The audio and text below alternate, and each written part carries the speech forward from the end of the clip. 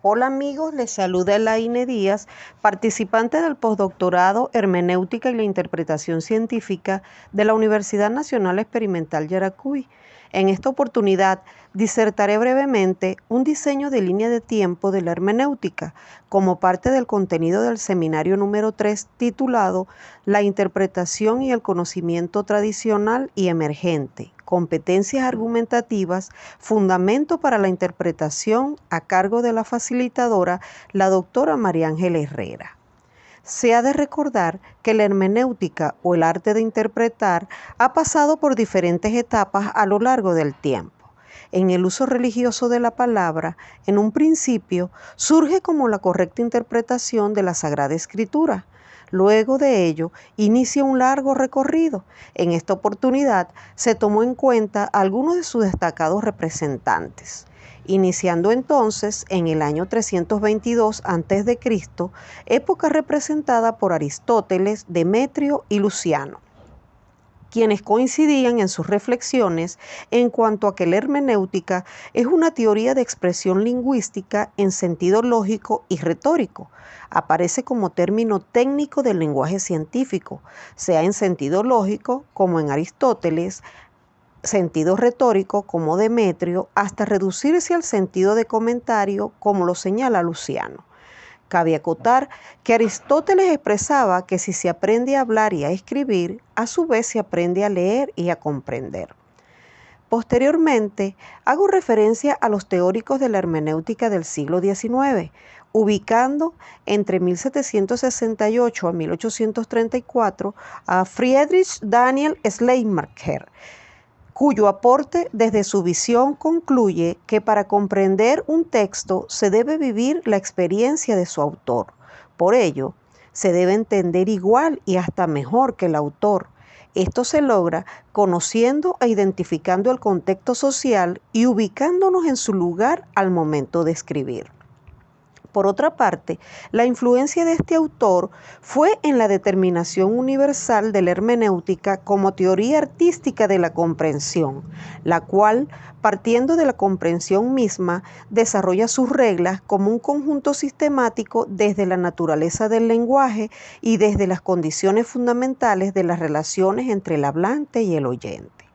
Asimismo, expresó que el círculo hermenéutico gira en función de los prejuicios, la reflexión, análisis, comparación, comprensión, interpretación y síntesis. Posteriormente, aparece la teoría de Wilhelm Dilthey con respecto a la hermenéutica como la teoría artística de la comprensión de las expresiones de la vida fijada por escrito. Se basa que no solo los textos pueden ser interpretados, sino que también cualquier momento vivido se sujeta a la interpretación. De igual manera, Dilthey establece como bases metodológicas la experiencia, la expresión y comprensión, siendo esta última el fundamento principal del arte de interpretar. Entre los años de 1844 a 1900 se ubica Nietzsche, quien afirma que el mundo que nos rodea se visualiza a través de las interpretaciones que hace cada persona, de manera que no hay una verdad única, sino que cada quien interpreta al mundo y a las cosas desde su propio punto de vista. Por lo tanto, varía. Heidegger, por su parte, ubicado en este camino entre los años de 1889 y 1976, propone la fenomenología interpretativa, considerando que la interpretación es el modo natural del ser humano, de la existencia en el sentido de una analítica de la existencialidad del existente, en la cual se elaboran las condiciones de posibilidad de toda investigación ontológica. En otras palabras, a través de la fenomenología interpretativa se devela el significado del ser y la existencia humana. En concordancia con Heidegger en lo que respecta a los tiempos, es decir, desde 1889 a 1951, Ludwig Wittgenstein plantea una hermenéutica proposicional. En otras palabras, el mundo y sus cosas se ven según la interpretación de quien las ve. Por ello, puede ser falsa o verdadera su percepción. Gadamer hace su aparición entre 1900 y 2002. Aportó mucho al arte de interpretar. Según este filósofo, el conocimiento es fundamental para la existencia humana. Solo desde su propio horizonte de interpretación se está en constante formación y puede el hombre comprenderse y comprender el entorno. Cada conocimiento es una constante interpretación y ante todo un conocimiento de sí mismo. De igual manera, considera que cuando nos acercamos a un texto ya se tiene una idea concebida de lo que se trata, idea que cambia en la medida que se avanza en la lectura.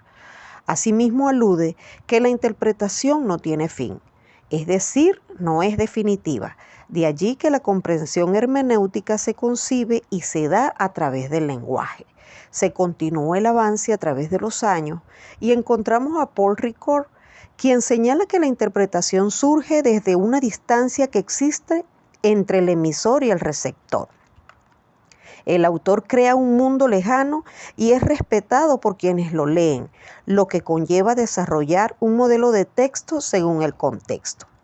Seguidamente, entre los años de 1930 a inicios del siglo XXI, Derrida sostiene que la interpretación destruye en un principio, es decir, se reorganiza el pensamiento occidental ante todo lo que ha surgido en contradicción e ilógicas discursivas. Finalmente, entre los años de 1922 y el 2017, Karl Appel da a conocer la influencia de su postura desde la filosofía trascendental de Kant y la tradición hermenéutica. Sostiene que la teoría de la comunicación se fundamenta en lo pragmático y trascendental de la comunicación. Plantea que el consenso es la forma ideal de resolver cualquier situación. De igual manera señala que la hermenéutica parte de la identificación del comprender con el modo del ser temporal de la existencia humana, convirtiéndose de esta manera la hermenéutica como un método objetivo. Ya para despedirme he de acotar que nuestra apertura al mundo y nuestra existencia se basa en la comprensión de la vida en la que le otorgamos significado desde nuestra propia experiencia e historicidad.